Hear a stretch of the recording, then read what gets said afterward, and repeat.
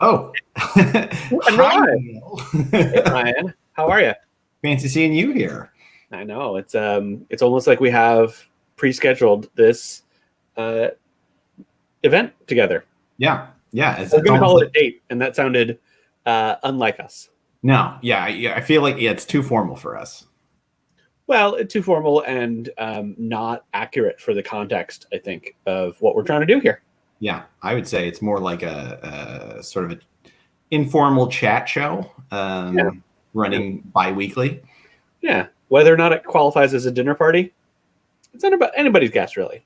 Yeah, but welcome to all of you viewers who are witnessing this great banter and hopefully having dinner with us. This show is called My Dinner with Ryan and me and so forth. You know, the whole thing. Thank you to Frigid New York for providing our network hosting infrastructure. Wait, am I getting... Oh, it's up to you, but yeah, you figure it out. You know what? We'll see it. There it is. These things can't be scripted. No, if they were. Frigid New York had hosted the show for us for many months now. I've lost track of time, and we are very grateful to Frigid for all that they do for us. So, Ryan and I, go ahead, please. I've spoken too much. I need to have a drink. Yes, donate to Frigid. Because we thank them so much for doing this, and we want to keep them afloat until they can come back and have stages and people can go to their wacky shows, because I hear they're wacky in a good way, not in a way where you're like, wacky's not good. Wacky in like, oh, that is good. Yeah. So we should say to anyone tuning in that if you were here for Bryce Remsburg, he's been moved to January 31st. But our next guest, I mean, improvement. Bryce literally said we could besmirch him, so I think it's fine to say that this is an improvement. So Neil, tell us about our guest for the evening. Happy to. Our guest this evening is Amanda Nicastro, who lives in New York, which is not where Ryan and I live. Ryan and I live in Philadelphia, and so this is exciting. Amanda also normally texts our show, but isn't shown on screen. And so tonight we get a double dose. Yeah. She's double duty. Yeah. Amanda, you may know from things attached to Frigid, and has a solo show, I'm Just Kidneying, which has been literally all over the world, including New York, Philadelphia, and the Edinburgh Fringe Festival. You can follow I'm Just Kidneying, the show, at I'm just kidding. What's great is, because this isn't scripted, we have no idea when we're going to pop these things up, and Amanda just plays along nicely. Right. So, but she knows, like, she doesn't have to ask in advance. She already knew all of these props. Exactly. Let's welcome Amanda Nicastro. Yeah. Hey. Hi. Hello. Welcome. A fun fact for the audience: Amanda was going to be our very first guest when we first pitched the show, and then instead she was like, "Hey, do you want me to tech and I'll get you connected with Frigid?" And then here we are. So without Amanda, this show would literally not be happening. That's right. That's true. I do. I just show up, sprinkle a little magic. So much magic. Yeah. Amanda, how's it going? Good. Yeah. Yeah. Great. What are you drinking? I have a white wine in my. Oh, there we go. I have two fun wine glasses that I'm going to be drinking out for the evening, and this one is a unicorn, and it says, "Back the fuck up, sprinkle tits. Today is not the day I will shank you with my horn." And my family got me this. My sister, my mom, and my dad. Just to clarify, today is not the day, period. I will shank you. So it's not, today's not the day I will shank you with my unicorn horn. Today could be the day. Today's not the day that I deal with your nonsense. Yes. Okay. I'm not going to lie.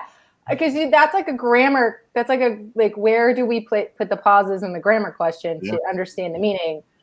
I don't know. I don't often pay attention to. And this is the high quality entertainment that people tune into. Yeah, this is why. Common for yeah. I mean, I wouldn't go as far as to say I'm a Christopher Walken type where I just take it all out and there is no punctuation in my speech, but I try to do the walk-in. I can't. I just end up sounding like a race car announcer or something. Yeah. Right.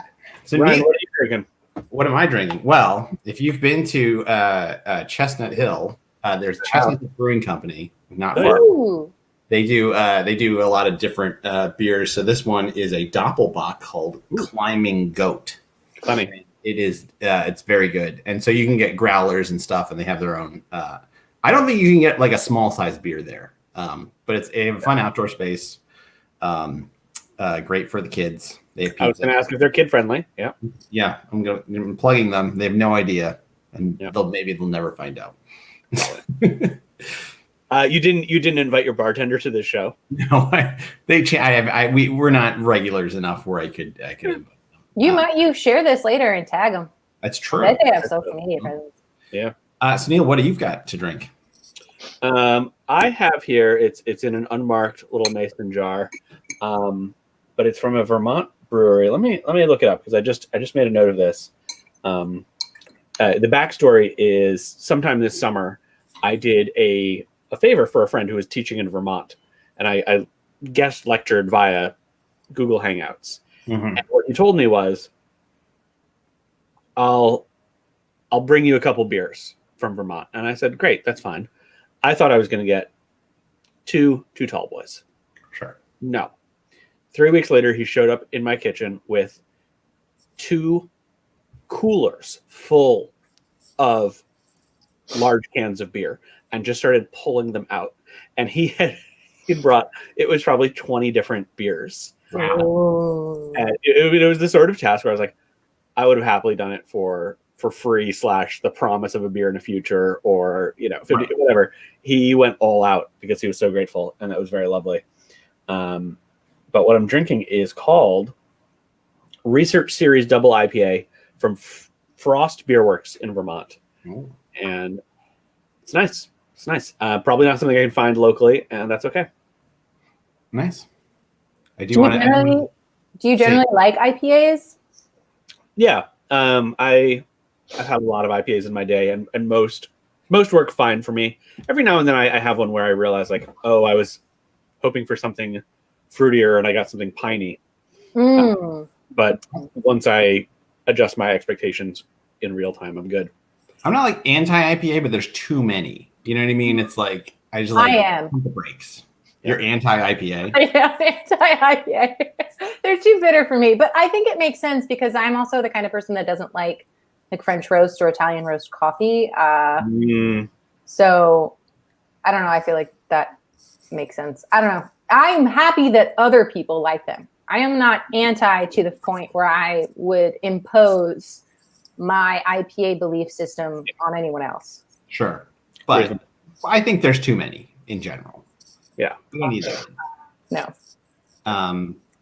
So Amanda, what have you brought to the table this evening? Oh. I have brought a stir fry. It is carrots, bell peppers, water chestnuts, which I had a hard time finding in a grocery store. Broccoli, mushrooms, diced onion, garlic, ginger, soy sauce, sesame oil, and it's all on top of rice, cauliflower, and sweet potato. Wow. The sweet potato was unexpected in there. Sweet potato. Yeah. Unexpected. Yeah. Oh, I like that. When it's rice, you don't really, it doesn't taste like anything. If that makes sense. It serves a function of rice without actually using rice, because I had a birthday recently and we ordered in a lot of food. So I was like, okay, today's the day. We're going to get more vegetables. Let's go. I have so many vegetables. I need to turn one of them into rice. So, yeah. Neil, are you ready to share your dish yet? No, I'm not. I'm not ready for that. I'll share mine. All right. I made tomato soup with grilled cheese. And I made the grilled cheese from scratch, but I made the tomato soup from scratch. I went on the internet and I found a 3-ingredient tomato soup that it's just like tomatoes, crushed tomatoes, butter, and half an onion. And I mean, you just use like salt to taste, and then you pour in a little water too, and it's turned out pretty good. Yeah. Yeah. You said you put water in the soup?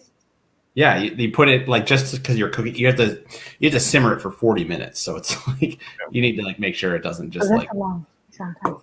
yeah.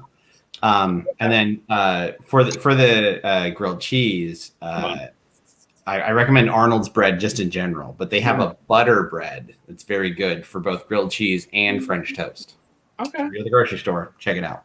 For my birthday weekend, I wanted grilled cheese sandwiches for lunch all weekend, and I got a French butter brioche loaf.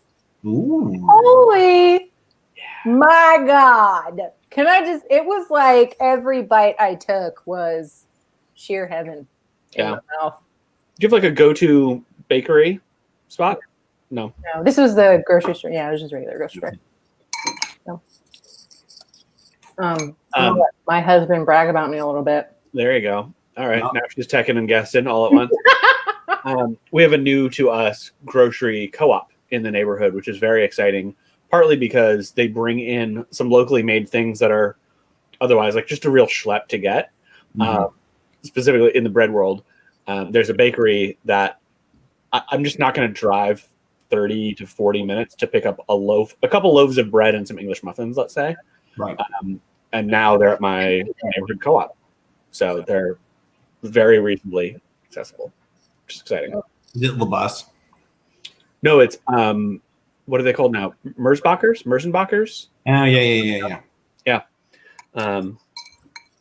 Love a good local bread. And I've just so rarely had a place that I like nearby that I find reliable and reasonably priced. So yeah. So Neil, tell us about your lack of meal at the moment. This was well, Ryan, as it turns out, you don't know, according to my pre-show conversation with you, it's a 3-day weekend for some of us. It is, including in my household. So we're having a very lazy Sunday midday weekend. Yeah. And the day just kind of got away from us, and so my lovely wife Kelsey has been making some dinner this evening. And hi, Kelsey, love you. Shout out to Kelsey. I can't tell if she's watching and listening to the show upstairs or not, and that's quite a fascinating situation. So theoretically, dinner is showing up for me at some point this evening, and I don't know what's going into it, but it's fun. It's like it's different than our normal show where I have planned something for several days of like, this is what's going to be Sunday night dinner. It will be done at the following time so that I can sit in my seat and we can tech the show and so forth. So it's, a little bit of whimsy for us. Right? I like that. Whimsy and magic. Love it. Yeah. So Amanda, I don't know if we've ever really talked about this, but what's your relationship with dinner parties? Do you like them? Oh my God, I love them. Yeah. I was wondering if you were going to ask me that when I was like getting ready and making dinner.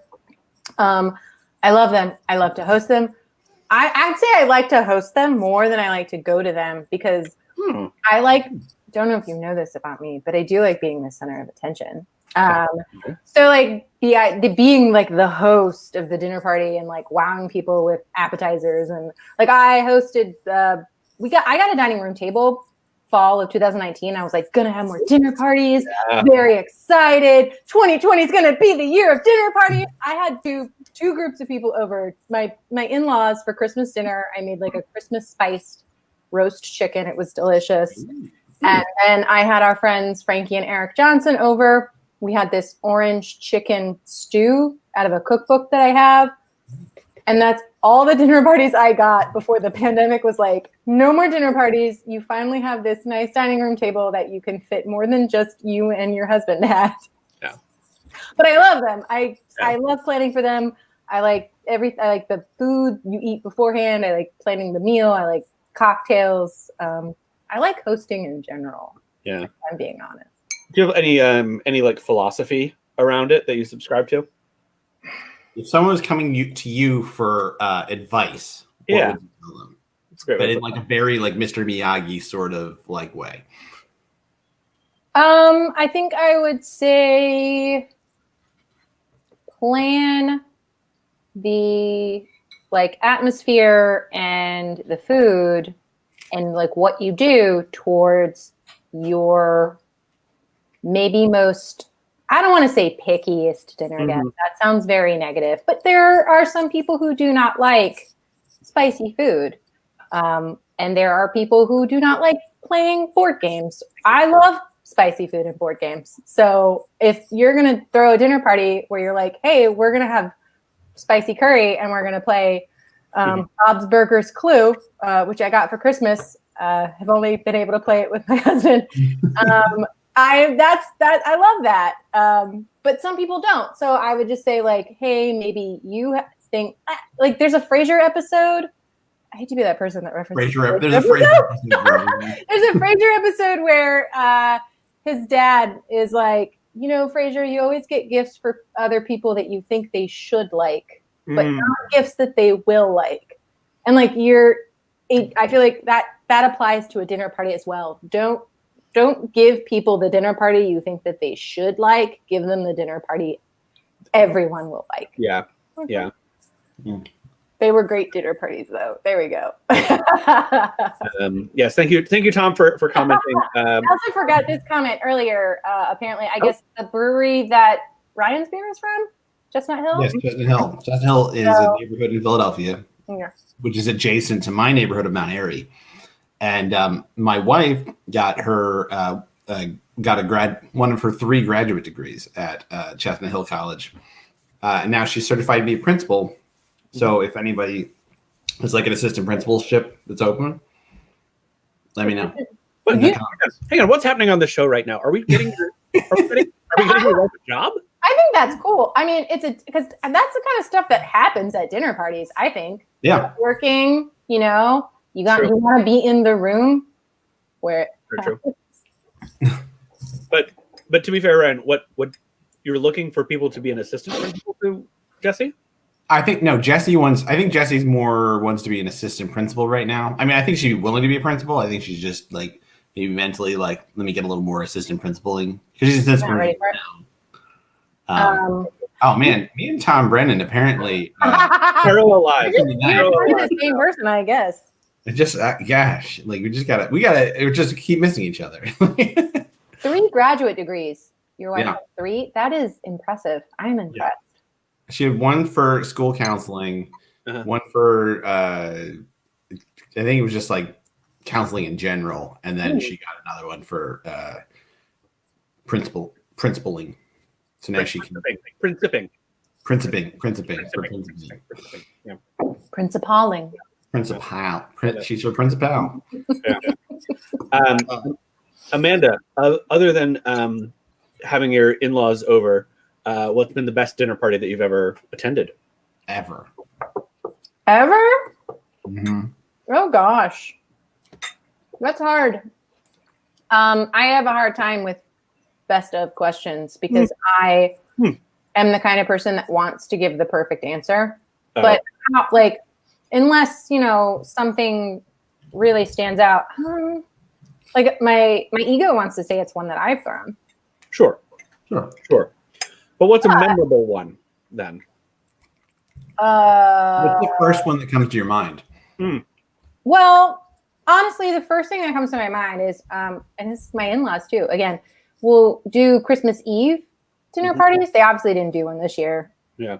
They're always very nice. I feel like they have a great layout, and I always enjoy the conversations, and it's nice. And it's Christmas Eve, not Christmas Day. So it doesn't feel like pressure to like have it be soup special. Sure. But then also New Year's last year, it was sort of a dinner party. It was more like a buffet. I don't actually remember. We did have food. I don't remember what we ate, but it was memorable because it was with our friends Tommy and Pedro. And I guess it was like because it was New Year's before pandemic hit. Right. I just remember having a really good time, and we're just sitting around the living room and eating food and drinking drinks and waiting for Ryan Seacrest, Dick Clark's Rockin' New Year's Eve. Yeah. Whatever they call it now. It's sort of that John Madden thing where it's like, Madden football. whatever. And no one really knows if John Madden's still alive. Yeah. So here's a question. If you were to host Neil and I for a dinner party, what would your game plan be? Caveat: I have a very Irish palate, so spicy foods are not going to go over. Oh, because see this. So this is a challenge. This is a challenge because I know Neil is like Spice King. Like make your own. I feel like probably grows them and dries them, and this is why we work so well as a tandem because we're like, he's spicy. I'm not. Ryan's the cream to my coffee. I am. I think the key there is you have like maybe a more simple main and then have one or two side dishes or maybe one or two condiments that might have a little more flavor, be a little more spicy, pizzazzy, not so Irish Catholic palate, or I don't know if you said Catholic, but it kind of it's hard to like you could do like a normal like roast chicken or like a normal if it's like vegetarian you could do a normal like pasta dish, but then have like maybe you've got some like sun-dried tomatoes that have like extra garlic and maybe some red pepper flakes or something in them, and people can like mix and match a little bit. And I feel like I'd obviously have some craft beer on hand for of course two of you. And I feel like I know you well enough that I would just tell you that we're going to play a board game and I would not ask you. Yeah, good. I'd be like, hey, we're playing. I'm on board with board games. Something. That's fine. I do not have any aversion. But I only need to play once. If that's right after this, I have a game night with my family. So. Oh, man. Oh. What are you going to play? I think we're going to play Quiplash, anything in that Jackbox Season 3. Sure. Which, like, because there's the Quiplash one, there's the T-shirt one, and then there's the murder mystery one, which you're like kidnapped by a serial killer and you have to answer trivia questions. Mm-hmm. And it's like, I think like the concept of the game is fun, but like the kidnapped by a serial killer is so off-putting that it's like hard to enjoy sometimes. And then there's the one where you like guess percentages of like what people, it's almost like a Family Feud kind of a thing, but less fun. And then there's one that just didn't make any sense. We tried to play it once. It didn't make any sense. It was. Can you describe this T-shirt game? The T-shirt, you ever play TKO? Mm-mm. It's a delight. So they give you no explanation going into it. So they're like, okay, draw 3 pictures. So you draw like just on, so you get your, the Jackpot games, you go on, you get on your phone and you go to a website and then you do all the stuff there. So you just draw a picture, then you draw another picture, you draw another picture. So you, 3 in a row. And then you write a bunch of slogans. Like for instance, Ryan's the cream in my coffee. And so, so what you do, so you do that, and then you get a bunch of random things that other people have drawn, and other people and slogans, and you put them together on a shirt, and then you go head to head, and it's like which one's funnier, which one do you like better, and everyone votes, and so it gets like super weird because you don't know what you're writing the slogans for, and you're drawing like God knows what. Yeah, and it's always like by the time you get to like round 2, everyone's just drawing various genitalia, so. That's right. And it works, you know. Yeah. Good. Kelsey commented, our worst dinner party. Ooh. Do you have a worst dinner party ever? Worst? I don't know that I don't know. I thought about it, I was like, I could just not put that comment up and they won't ask me. You could. Yeah, you could have just, I mean, I looked at it. But I don't think this was again, like, I feel like, oh, I got to give the perfect story. Yeah. So this is not the worst, and it wasn't really a dinner party, but my sister and I decided we were going to make cheese souffles one night, and they came out great, but they took a lot longer. So it's like we thought we were going to start eating, or I think around 6, 7. We wound up not eating until like 9, 10 at night. Wow. So like our parents had gone out for something, and we were like sisters making souffles, and we did a bunch of like Instagram videos pretending like Gordon Ramsay was yelling at us, like, "You've got to sift the flour better, you wanker!" But they came home and they were like, y'all haven't eaten yet? And we're like, no, we've just been making Instagram. We've been crying. There's been a lot of screaming. Yeah. You can't rush a It wasn't the plate. worst, but I feel like that's like a common thing that can happen, like planning. I think that's the most stressful thing of a dinner party. Not a question you asked me, but something that came up in my mind is trying to, which is nice, this virtual setting. Everybody's responsible for feeding themselves. Yeah. Right? Yeah. The original idea that Neil and I had was actually that we would be doing this at restaurants, and the restaurants would comp the meal just because we could be featured on the show. So, see, I like how you think there. Yeah. Yeah. And we'll, if that ever happens, Amanda, you're still our tag. Please. We'll feed you. Right. I love restaurants. Haven't been in one since February 2019. I also like comp meals. Kelsey is asking if souffle is egg-based. Yes, they are. Egg whites. I'm trying to remember how we made it. It's like, it depends on it. To get a souffle done right, you have to like fold in the egg whites to, I think, the hot milk mixture. I'm trying to remember. It's based on like how you do it more so. It's because it's a baking thing, which I do not have as much experience baking as I do cooking. Baking is harder. Sure. Yeah, because baking, you're like, you do it and then you hope for the best. Like you're like, and then you're like, I'm gonna put it in this box, and when it comes out, hopefully it's a cake. Cooking is more forgiving. Like you can see something starting to go wrong and think, I'm gonna get it along this way, or put some tin foil on the turkey and it won't dry out. Yeah. Oh. Yeah. Shifting gears a little bit, Amanda, tell us what you got going on these days. What are some cool projects you have coming up? Well, the first thing is something that is going to happen tomorrow, and I'm trying to find the banner. So I was a part of Sour Grape Theater Productions. I'm Your Hamlet, which was part of the Hartford Virtual Fringe Festival not so long ago, and I was like a minor-ish character. I'm very good friends with Jenny Osco, who actually is staff at Frigid. Thanks, and Jen.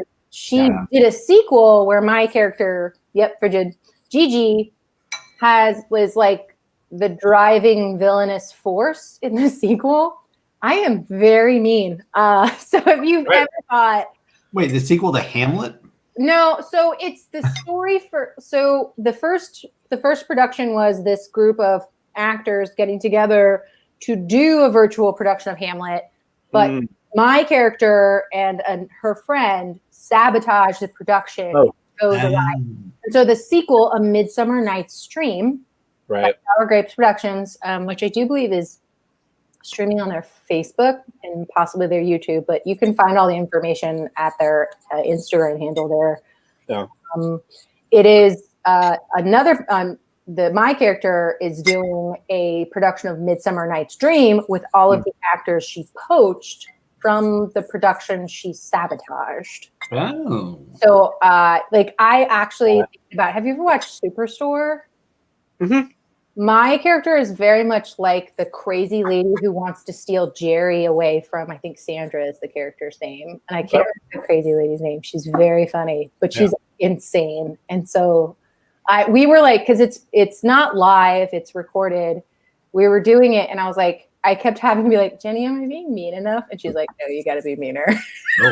So we did several where I had to up the mean. So that's the thing that's coming up most soon. But I'm also a part of Our Bar, which is pre-pandemic. It was it took place in a bar in Chelsea called Faucha. And all of the scenes were written to take place on that given night at Faucha. So it was like a immersive, like found space comedy / theater. And they are also doing virtual shows. And like I kind of took a break because I don't know how anybody else is feeling, but during the summer I was not feeling anything really. But I've come back now, and they have a show called The Event Show in February. So like most of their monthly shows are like everyone writes sketches and then they put them together. But all of these sketches will be centered around an event. So this one is going to be like a fundraiser for the bar Faucha. In the past, they've done like work parties that were hosted at Faucha, or birthday parties or whatever, any event that you would hold at the bar. So, and this show. Cool. Yeah. Oh, that's right. Thanks for getting a plug in. Yeah. Plug it. You got to keep plugging away. Is it the case that there's the bar show, which I've already lost in R bar? R bar, yeah. Ryan Barlow. R bar. Ryan Barlow. N bar. I think their media handle is at R bar. Yeah. Is it the case that like somebody might say, "Oh, we're going to go to the bar tonight," and they go to this establishment and they think we're just having drinks, and then they learn, "Oh dear, our bar, our." I see. Yeah. And then they learn, "Oh, there's a show happening around us now." Is it like that, or is it like everybody in the bar has purchased a ticket to the show and knows what they're in for? It's you have to purchase tickets. Although you could just show up and say, "Oh, are there tickets?" It's R bar NYC. I got it wrong. But you could So the way it was set up is there was an upstairs, like I guess, event space, which it's an Irish bar, which a lot of Irish bars have. Like they'll have the main bar downstairs, and they'll be like an upstairs with like a mini bar where they're open. They'll open if there's like overflow or if you want to party. Right. So the show happened upstairs, and so there was like a curtain on the stairs, and so you could just show up and be like, "What's going on upstairs?" And they'd be like, "Oh, it's a comedy show. Do you want to buy a ticket?" And then you could buy a ticket and go. But no, you wouldn't just wander in and be like, someone. Yeah, I've been accosted by comedians. Oh no. Yeah. This seems rehearsed. Yeah. You're using me in one of your little skits. Yeah. I love the sound of that show. I didn't know that about you, and that pleases me immensely that I'm still learning about your artistic activities. Are you ever worried though that someone like is going to come in? It's like, let's say Neil and I showed up and bought tickets, and then we started doing our own bit, like outside of, like, are you worried that would happen? So I don't really know how to answer that question. So here's the thing. I actually was added to this company in March of 2020, right before the pandemic. I was a part of my first show with them was their last live show. Because I was in a play that Emily Godfrey directed, who is also staff at Frigid. Yeah. One of the R Bar members, Luis Gaudio, wrote, it was called The Hulk Can't Perform CPR. Had nothing to do with the Hulk. It was like a joke, this couple. But I was in that show, and actually, and there was another actress whose name is also Amanda, who's a part of R Bar, and both of them were like, "You would be a really good fit for R Bar. You should, and you should audition, and you should become a part of it." And I was like, "Okay, I'll do that," and I did. And I wrote a scene. I didn't perform in the last one, but I had a scene that I had written. And then the pandemic happened, and there were no shows, and it was a little weird. And I think that's why I kind of dropped off the face of the earth for a little while, because I didn't know how I felt about performing in virtuals. Like, I was happy other people were doing it, but I was like, I don't know what I'm going to do. Right. I also don't feel very creative right now. I still struggle with, like, today, most of the day I spent on my couch, even though I didn't really want to be on my couch. Does that make sense?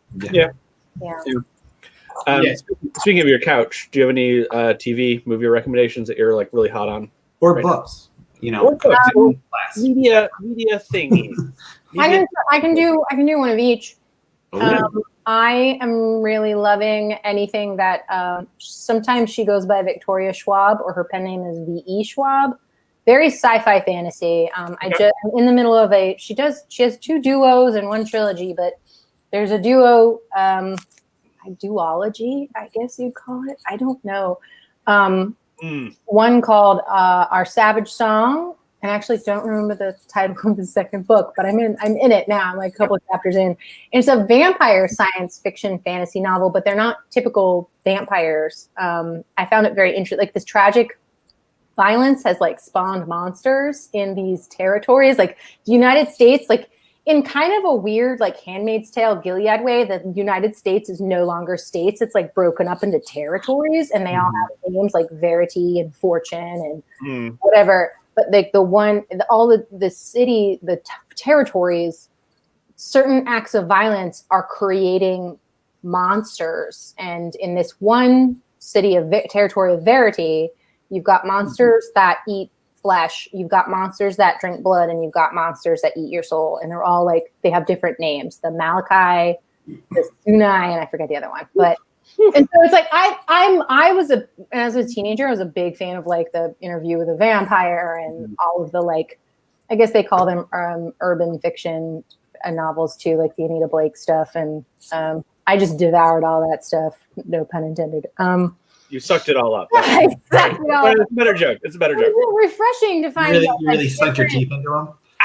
I'm in the club. I like that. But yeah, so it's refreshing. So if you like that kind of stuff, and then TV, we just watched the first 2 episodes of WandaVision, and I have to say, I gotta get more of that. I haven't seen it yet. This whole weekend I had not had time to do it. It's good. It's I'm craving it like I craved The Mandalorian. So like I am angry that so I like to wait until there's like a couple episodes so that I can binge them. Yeah. Tom does not. When there's a show that drops 1 episode a week, he will want to watch it 1 episode a week, and I get very frustrated. I'm like, why did I even talk me into this? I could have had candy apples and gum. What? Yeah. I could have, I turn into what's her face from Peanuts, Sally. I'm like, I could have this. That's like a Long Island version of stuff. Yeah. Well, it's funny because it's like I like that. I like binging where you're like, but then with like the Mandalorian and stuff, people were like, "Oh my gosh, did you see what happened?" I'm like, "Shut! No, I didn't see it yet." You have to watch it right away. Yeah, I have a feeling WandaVision is going to be like that. Just to warn you, because it's the kind of show where you're kind of figuring stuff out as you go along. Mm-hmm. I wouldn't want you to have it spoiled for you. Right. We don't know anything yet, so you're good. But try to watch it tomorrow. So. Yeah. It's also a visually beautiful show. Can I say I really do like now that we didn't have a TV for the longest time. We recently, like I haven't had a TV in like 8 years. Yeah. We watched everything on our laptops. So we finally got a TV, and Tom was like, we could probably get like a smaller, and I'm like, no, we're going big. I haven't had a TV. So we have 50-inch 4K Ultra HD, and I'm just like, everything looks so beautiful. It just looks You get like the QLED where you're like, I saw them in like Best Buy. That's what we have. Oh wow. Really good stuff. Doing it. I'm not watching anything else on my tiny little laptop. Yeah. My brother-in-law is like big in like, oh, I need like a better TV. This is plasma. I need whatever. And I was like, HD. I'm like, okay, this is definitely better than standard. And I was like, I guess this was a little better. And then I saw the QLED. I was in a Best Buy or something. It's like, wow. That makes me feel really good about our purchase. I was like, this is like looking out of a window and watching a lot of so good scribbles and things floating around.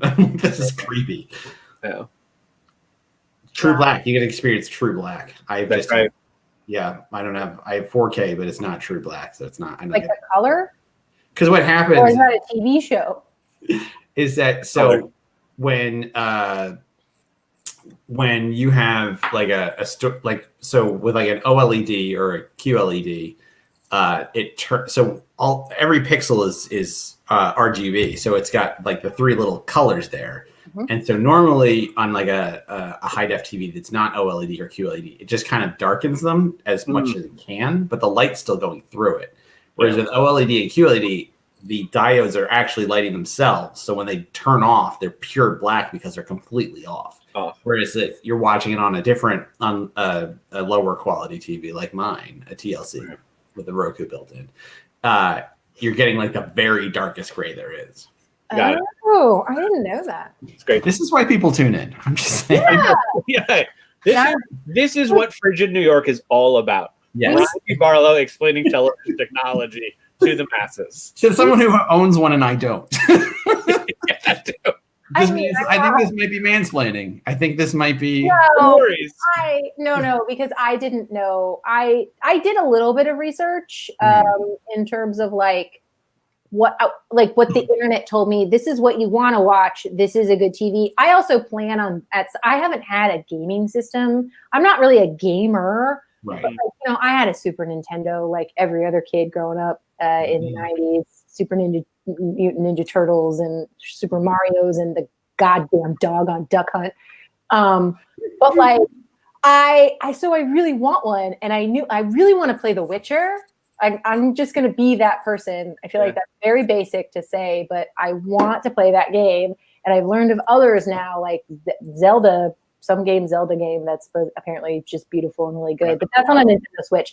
I'd like to get a PS system. Will I wait and get a PS5, or the next time I've saved up some money and I'm like, we'll just go for a PS4? I don't know. I have my sister on one shoulder who is a gamer. And used to like get consoles and like watches people play video games on the internet. She's on one shoulder going, wait and get the new one. And then I have a friend who's like, the PS4 is good. You should get that one. And I'm like, I don't know. I give my friend a weird voice. And they're like two little people sitting on my shoulders being like, get it now. I like that though, of like personifying like the angel and devil as like actual humans in your life, because so often that's actually what it is. It's not it's not your own conscience that's torn between your own self. It's the voices of others. And that's why we go to therapy, right, folks? So you can have the third voice of the Holy Spirit. The third calmer voice. Therapist. Third eye, blind. Yes. Yeah. I will say, because I was a gamer as growing up, and I like stopped, and I would like play like emulated games on my computer and stuff, but for the most part. And then I was like, I got to the point where I was like, I need a like a Blu-ray player. I need to just kind of I have like a shitty old DVD player. And I was like, let me get a PlayStation, because my friend told me you can also like go online, like using your controller, and you can stream shows like legally. Not that I'm advocating that, but you can do that. Say more. And then I got one of those, and I was like, well, I should get a game just because like to have a game. And then I got hooked, and now I'm like back in, and I had a PS3, and then I eventually got a PS4. I don't think I'm gonna get a PS5 unless there's like some game I really want to play. But I recommend a PS4. And if you're like really into Zelda, there's this game I'm playing right now called Horizon Zero Dawn, which has got like a real Zelda vibe, but also sci-fi and female protagonist. So I mean, that's always a bonus. I love that. Yeah, that's right up my alley. Yeah. I'd look into it. Love it. Love it. I will. Amanda, question. We ask this question of our guests sometimes. I want to, not to interrupt, but I just want to let you know Marlene says hi, Neil. Oh, hi, Marlene. Oh, great to see you. Oh, I haven't seen her in several weeks, I guess now. Pandemic times. Lovely of you to tune in. Thank you.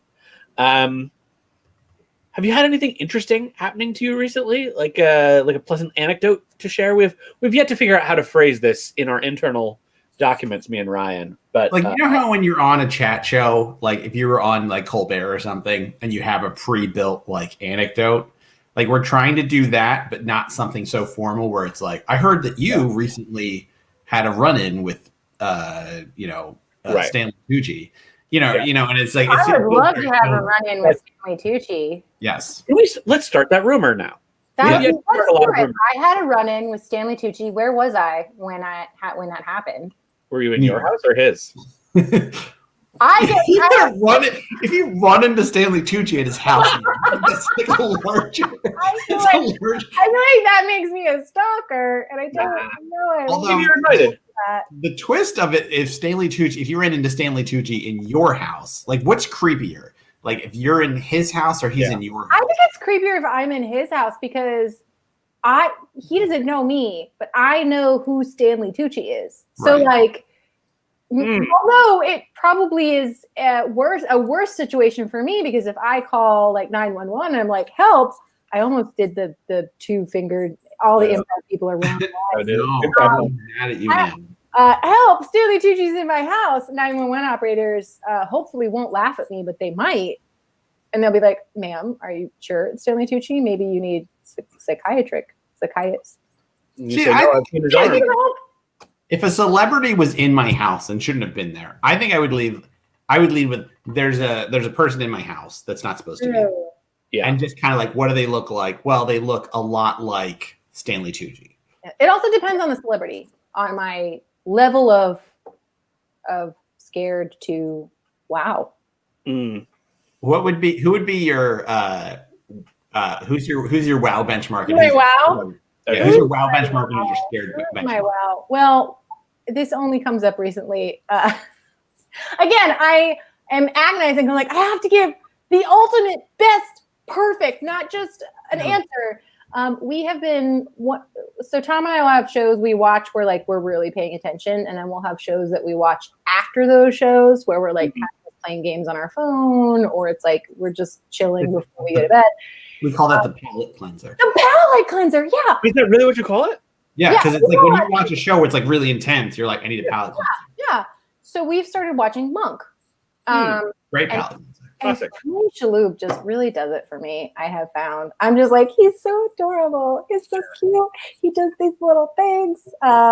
So like, if Tony Shalhoub just showed up, I'd be like, "Hi, I'm watching Monk for the first time, and I love it. And I have a little bit of a TV crush on you. Also, love you in Marvelous Mrs. Maisel." And Tony Shalhoub would be like, "I don't know how I wound up in your house. Please help me get out."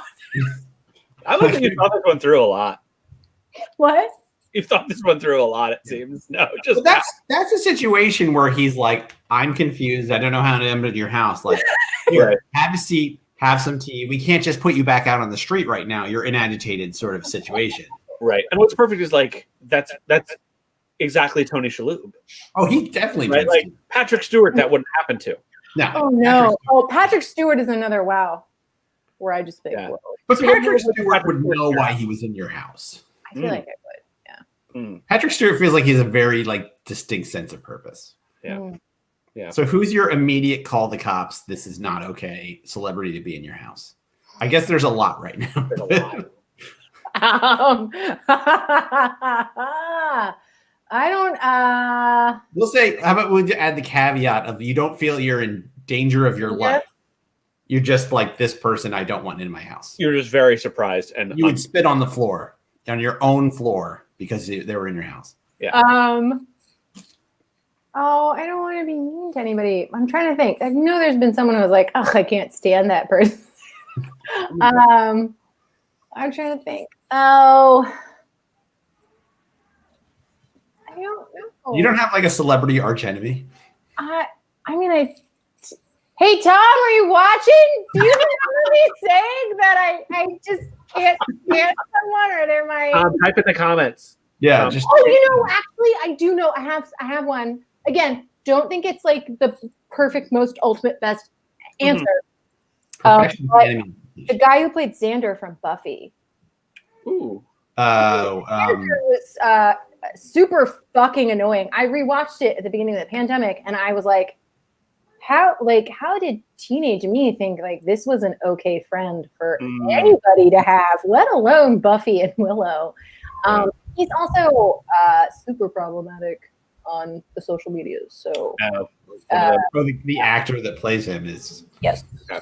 Yeah. So I'd be like, oh no. Yeah. You need to leave. Also, annoying, but I feel like if you're Alexander and you're like, I'm going by Xander, like that's like something's happening to you. I don't know if it was Alexander Xander. I think it was just Xander. Well, then that's an even bigger problem because you know your parents are going to be like really insufferable. Sarah Michelle Gellar, though, that would be a wow. I'd be like, oh my god, Buffy's in my house. Yeah. Oh my god. Yeah, I got that. Amanda, I think you know this question is coming, but what is a like low stakes controversial opinion you have? Apparently, this is a whole thing on Reddit. I just found out recently. Okay. But I'm intrigued about your hot takes that nobody actually cares too much about, unless they care too much. We can tell you're very much on edge because this is normally when we have our what pops up. This is when things happen in this show. Again, my like, you got to give a perfect answer because like someone will come back and be like, well, you said this on that show, and now you're saying this. But that means they're watching the show, which is great. Yeah, no. If anyone, let us know immediately. We will get into Twitter feuds for day. I will tweet just to keep this. Just to get that out there. I know I have a lot of them. So maybe this is not an opinion anybody else cares about, but it's a lot. It's an argument that Tom and I get into a lot. When one is making the bed, everything has to be even, and the sheets cannot hang over the edge, because if they hang over the edge, the things that live under the bed will be able to grab the hanging over sheet or blanket, and then it's game over. This took a twist. Really? I have a lot of Bill Murray. Oh yeah, I fucking hate Bill Murray. Oh. Wait, okay. Well, Kelsey was commenting. How about this one? Finding hair in my food. Just doesn't understand that much. Oh yeah. But yeah. Oh, thank you, Tom. See, Tom saved me. Yeah, I fucking hate Bill Murray. I like Bill Murray, but I would be upset if he was in my house. I would be upset, and I would fucking be like, because here's the thing. My hatred of Bill Murray formed over two things. One, it was when he was doing all that crazy stuff, like showing up at people's weddings and bombing. I was like, if Bill Murray fucking bombs my engagement photos or my wedding when I'm supposed to be the fucking main attraction, I'm going to punch him in his motherfucking face. And then it was when the Ghostbusters remake came out. And do you know how many dude bros would be like, I just heard Melissa McCarthy is so like controversial and hard to work with. Oh my God, I love Bill Murray. And I'm like, are you serious? Are you serious right now? I would say the Lady Ghostbuster movie, underrated. I found it highly enjoyable. So good. It was a little on the nose. It was a little on the nose. It's Me Too. They all are, right? All these movies are. But I loved it. It was so. I'll throw it out there. I think it's better than all the originals. Suck it, everyone. Suck it. That's your low stakes controversial opinion. Is not that good. That won't change. That'll be, you bring that up and be like, I still feel that way. Yeah, there you go. There. All right. So Amanda, we do still have a curveball for you, even though no one's showing up in the green room right now. We've decided to play a game with you. I love games. Yeah. Well, of course. It's not Clue. No, it's not. Unfortunately, it's not Clue. Although there's three of us, we could play Clue. Yeah. So the game we've devised is that we've got a couple of questions to kick it off, but we'd like everyone in the audience. We would like you to come up with the questions you would never, ever, ever, ever, ever ask at a dinner party. The questions that just don't do it. Shouldn't ask it. So Amanda, every question that you answer will give you a point. And I'm going to tell Neil that he has to keep track of this because repeat what you just. I'm so sorry. There was a comment that popped up. And I was reading that instead of listening to you. Every question of these. So we're going to get these questions from the audience. We have a couple just to kind of kick things off. Everyone that you answer will give you a point. If you decide that you cannot answer it and you want to pass, either Neil or I have to answer. Our viewership just went up too. Damn. Hot dog.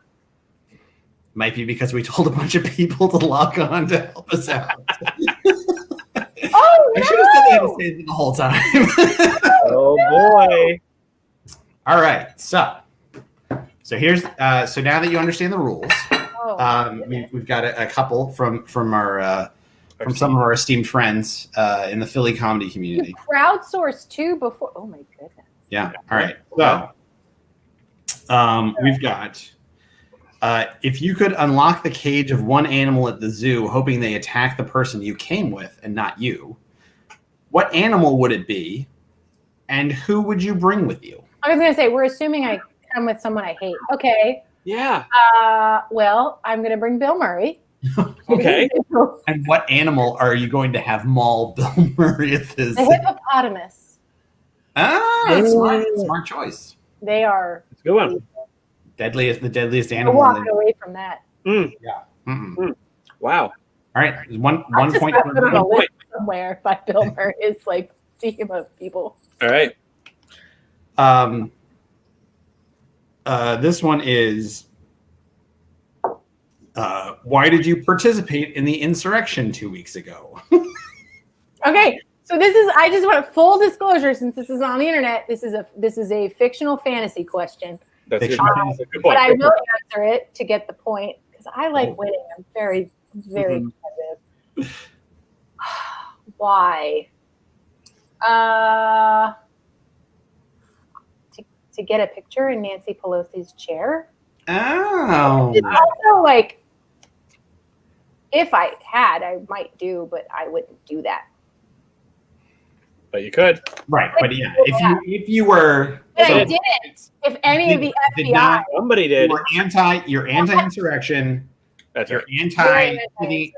I'm If very. Nancy Pelosi said you could sit in her chair, you would do it, but you I would would not. do it. do Right? I'd be like, without her thank you consent. for the photo op, Nancy. Right. Pelosi. Yeah. All right, we're getting some good ones from the audience now. Yeah. What do you want to put up? Let's go with Tom's. Tom's first. Which of my parents would you rather cook dinner for? And if anyone's tuning in who doesn't know that Tom and Amanda are married, We are. That really loads it. And I'd like to add the stipulation that this is if you were at a dinner party with Tom's parents and had to answer this question in front of them. Wow. Over the appetizers. Okay, I'm going to answer everything. It's not going to be as hard as everyone thinks it's going to be, I think. Okay, so I would, if I only had to cook dinner for one, it would be his mom. Mm-hmm. And I would say that too in front of both of them because I feel like that's the answer his dad would want to hear. Strategic. Yes, like I'm going to win more points saying, oh, I would like to do something for Francis over Tom Sr. He doesn't really go by Tom. Mom Sr. Brennan. His name is Tom. Yeah. Mom Brennan and Pa Brennan.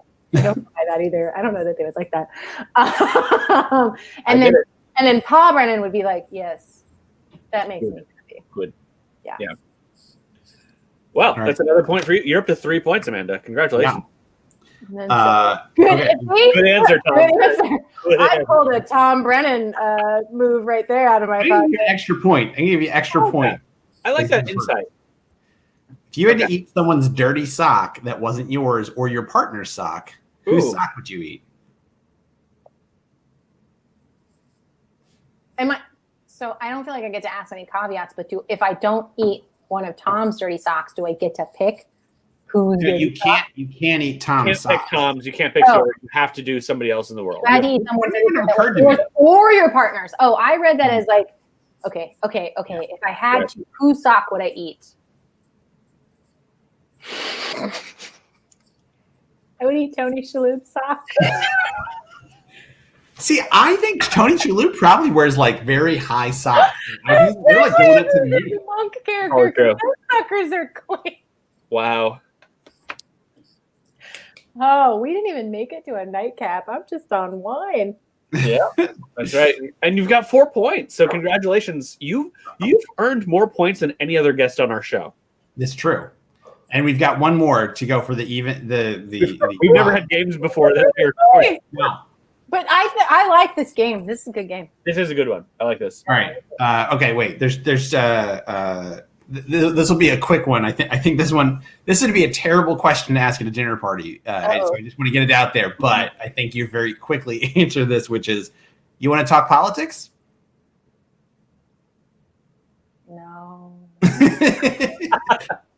All right, and then the final question, and this is for 6 points. 6 points. 6 points. Or you can pass. Don't forget. What is the thing you are most ashamed of? So I could lie and say something I'm not really ashamed of. That's not in the spirit of the game. But you know you wanted the perfect answer all the same. I know. I do want a perfect answer all the same. Oh no. I'm saying perfection's the enemy of completion. Like, you want to just get things done. And I am a perfectionist. What am I most ashamed of? I don't know that I'm a person who has much shame, but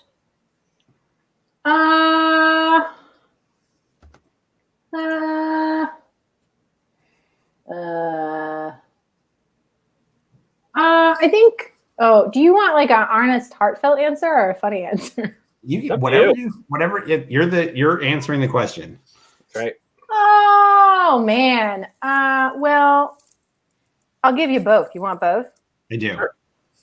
So the real like vulnerable is like I am sometimes ashamed that my professional performing comedy career is not at a point where I would want it to be at this point. But I don't know. I'm alone in that, so I'm not gonna wallow in that shame. It's like that's like a shame we can all connect with, I think. Yeah. And then the other one is I will hold imaginary conversations with people. Like, you know, but it's not like a conversation. It's like you ever have afterthoughts? Like you have a conversation with someone. Yeah, it could have went this way. Yes. Well, I was going to ask, are these before or after? What? These are these before you go to talk to somebody or afterwards? You're like, oh, I wish I'd both. Both. Oh yeah. Yeah, and I don't never know, go anxiety brain where I'm trying to control. I'm kind of a control freak. So I don't know. Why you tech our show? It's true. Because Neil and I cannot get our stuff together. Like it's just drinks. Oh, this is what Tom gave me a perfect. I'm ashamed of definitely getting all dressed up. No, I'm not. Yeah. Oh boy. We got shellacked. As I recall, we got shellacked in the 2014 midterm. Sorry, Sorry, Obama. I was busy. I would have done it. All right. Well, it's nightcap time. Oh, we are? Yeah. Because we've been having too much fun. Do I have time to get ice?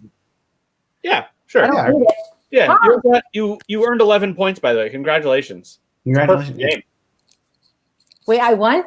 You Yes. won the Yeah, game you that can only just you come were with me playing. while I get ice. Yes. We're gonna do this. You had a perfect score too. I'll just say it. Just you had a perfect score. Right. How about that? I'm on my TV. Neil, what are you? What's your nightcap while we're?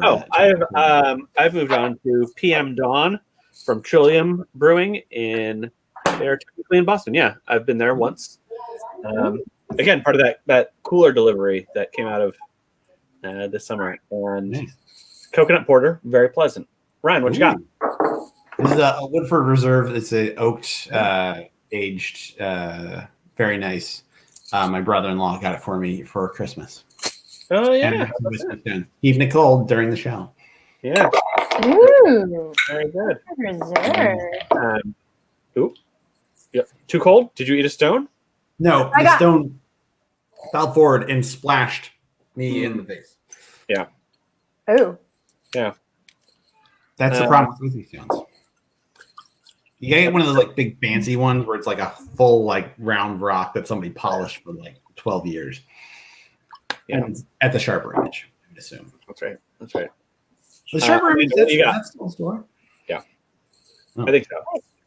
Are you ready to show I'm us ready. here? Oh yeah, Okay. I can show you. So I have I actually am drinking Knob Creek.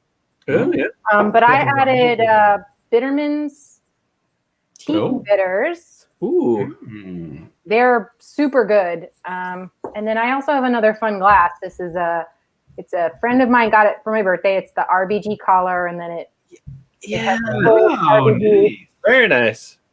So Cheers. Here's to great dinner parties in 2021. That's right. And to Tony Shalhoub. And to Tony Shalhoub. Here's to great dinner parties with Tony Shalhoub. in 2021. Tony Shalhoub and maybe Stanley Tucci too. Mm. hey, yeah. I would put those two in a movie together. I would love a dinner party that's like us, our spouses, and those cats. You know, like And their various spouses, I would assume. Who can keep track? Stanley Tucci's married to Emily Blunt's sister. Really? Which, by the way, she should stand on her own. Tony or Emily Blunt's sister. Exactly. You don't know her name? Shame on you. But Tony Shalhoub, I don't know much about his personal life, and I wish I did. I don't know very much. Blunt's sister is like do a Google picture search because I was like, Tony Shalhoub. Oh my god. Yeah. Emily Blunt's sister is like she's not an actress. She's somewhat well known, I think, in the fashion industry. And I think she's like flying under the radar on purpose. Okay. Maybe she's not. Maybe she's watching this right now and is furious. My point is, My apologies to Emily Blunt's sister. there we We go. hope that you one day become a friend of the show. How nice would that be if Emily Blunt's sister, whatever her name may be, came on this show? Like my phone's right here. And I'm like, I'm not going to look it up. just gonna ride this show out. I thought about it, but then I was like, no. I No. can't. We'll look at what you know. What we'll do, fans of us on Facebook, we're gonna post her name on our channels, so you can find out. Right. Don't Google it. Wait till we post it. That's right. That is the thing I like about this dinner party is, by and large, we're not looking at our phones at any point. We're kind of clued in. I really shouldn't do that at a dinner party anyway. I mean, maybe small breaks here and there, but I wouldn't. Yeah. Yeah. I only do it because I have to have the questions and stuff. But yeah. Yeah. But this dinner party, that's a sign of a bad dinner party. Is if you want to look at your phone during the dinner party. That's right. Yeah, Right. I agree. I think you should look at your phone to show your displeasure to the host. Mm-hmm. There you are. Oh, It's like when I forget. There's some culture where it's like you shuffle your feet to express your displeasure. really? Yeah. I would just be like, I gotta go. Yeah. All right. It's my bedtime. Wow. This has been a really nice party. Amanda, thanks for coming on. Yeah. Thank you for having me. Yeah. We I will. wouldn't mind stepping out for a minute so we can say our goodbyes to everyone. We'll clear off the table. Yes. Folks who haven't seen the show before, part of the fun and also confusion of doing this virtual show is that we don't know how everything translates from dinner party world to virtual dinner party world. So we're not entirely sure what analogies to use. But Yeah. thanks again to Frigid. Yeah. Frigid, they're great work. They're going to keep doing great work. Save our stages. Give them money. That's right. If you have money to spare. Right. And then maybe we'll do a live show on one of their stages. And then, there'll probably be some sort of hullabaloo about like what food we can bring. It'll probably be cold, a gazpacho or something. It might be Frigid. Yeah. But I Was that will the joke, Ryan? Did I ruin the joke? What was I don't even know. That probably wasn't that good of a joke. Apparently. Well. All right. Anyways, thank you to Frigid. Thanks to Amanda for teching while guesting. This is quite a game changer for us. And she was everything we hoped she would be in a guest. Exactly. And we'll be back in 2 weeks, theoretically, with Bryce Remsburg. Provided he gets his shit together. Honestly, Bryce Remsburg, one of our dear friends, and yet Bryce. Yeah, it's one of those things where everything worked out, so I'm not too mad. Right. But like, it was like one of those. It's like, let's get out of here. We're spending too much time here. We're over it. Anyways, folks, be sure to like us on Facebook, like Frigid on social media, and we'll see you in 2 weeks.